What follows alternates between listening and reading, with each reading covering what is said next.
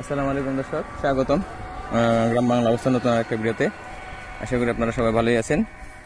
তো আমার দেখে খুব খুশি লাগতেছে, কারণ এই যে অগ্রহায়ণের দাওয়া যেটা এটা লাগে গেছে।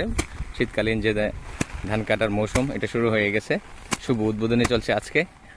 এই যে দেখেন, আমাদের মোহনগঞ্জ উপজেলার মধ্যে এই প্রথম এই ওনারাই কাটছেন ধান, এর আগে কাটা হয় নাই। তো এই ধানটা কাটার হচ্ছে, এটা উন্নত জাতের একটা ধান, যেটা খুব তাড়াতাড়ি পেকে যায়।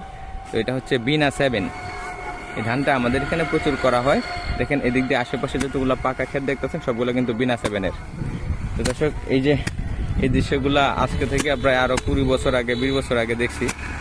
হ্যাঁ, এর মাঝে আর দেখা হয় নাই। তো এই বড় ভাইরা এইভাবে রাখতেছে। এইভাবে সচরাচর ধান কেউ কাটে না, কেটে রাখে না। আটিগুলা রাখার জন্য এইভাবে করা হয়, যাতে করে ছাউনি দেওয়া হয়। তো এটা দেখে খুব ভালোই লাগতেছে, ছোটবেলার কথা মনে পড়লো, তাই আপনাদের সঙ্গে শেয়ার করলাম। ভিডিওটা ভালো লাগলে অবশ্যই ভিডিওতে একটা লাইক দিবেন। আল্লাহ হাফেজ।